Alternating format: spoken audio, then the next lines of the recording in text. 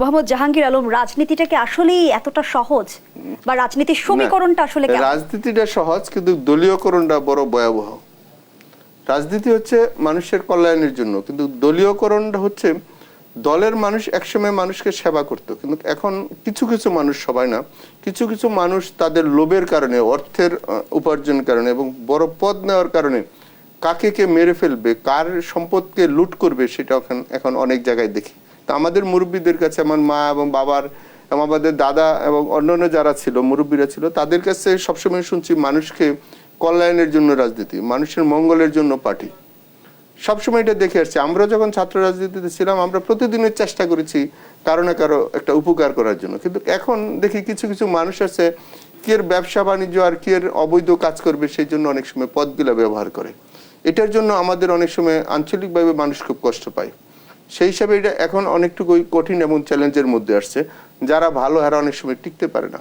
অনেকে সম্মানের কারণে, পরিবারের কারণে, ব্যক্তিত্বের কারণে অনেকে পিছিয়ে চলে যায়। অনেক সময় অসভ্যরা এখন সামনের দিকে, অনেকে তার পার্টির পদ বা অবস্থান করার জন্য এবং কিছু টাকা দিয়ে তারা পদরা নিয়ে যায়। সেই কাজটা এখন অনেকটুকুই শুরু হয়ে গেছে। এটা কারোর জন্য বা ভবিষ্যৎ প্রজন্মের জন্য মঙ্গল না। সেই জন্য রাজনীতি এবং পলিটিক্সটা এখন একটু কঠিন অবস্থায় নিয়ে গেছে। তারপর আমি মনে করি যারা আদর্শ আছে, যাদের দেশপ্রেম আছে, মানুষের প্রতি মায়া আছে, বাপ মার প্রতি ভালোবাসে, মার প্রতি যারা শ্রদ্ধাশীল আছে, তারা এই কাজটা করবে না। কিন্তু রাজনীতির এখন কঠিন পর্যায়ে নিয়ে গেছে। জায়দা খাতুন, যেমনটি আসলে আপনার সন্তান বলছিল যে নগর মাতা হিসেবে অনেকাংশে আপনার দায়িত্ব বেড়ে গেছে এবং তাদের সময়টা অনেকাংশে ভাগ হয়ে গেছে, আসলেই কি তাই?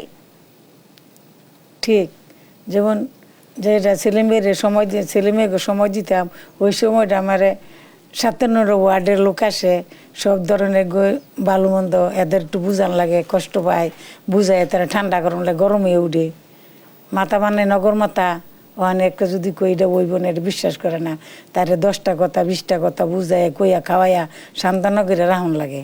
কোনো সময় দেখা যাচ্ছে পোলাপানের খাবারের সময় হয়ে গেছে, এন্দা কইতে কইতে কাজের লোকেরা ঠিক মতন খাবারও ঠিক মতন করতেছে না, বুঝে না। ওখানে লোকের ভিতরে তো আমি বেরিয়ে যাইতে পারি না, এখন বুঝায় লাগে, খাবার দেওয়ান লাগে, ভালো মন্দ বুঝায় আদর করে দেওয়ান লাগে। এই ডইব পর রইব, এই সে এক কথার জায়গাতে 100 কথা। এক সময় আপনার জীবনের গণিটা ছিল যে আপনার সংসার কেন্দ্রিক, আপনার সন্তান, আপনার সংসার, আপনার পরিবার। এখন আপনার পরিবারের ব্যাপ্তিটা কিন্তু অনেক বড়। আপনি বাংলাদেশের সবচেয়ে বড় সিটি কর্পোরেশনের নগর মাতা। পরিবর্তনটা আপনার কাছে কেমন লাগে?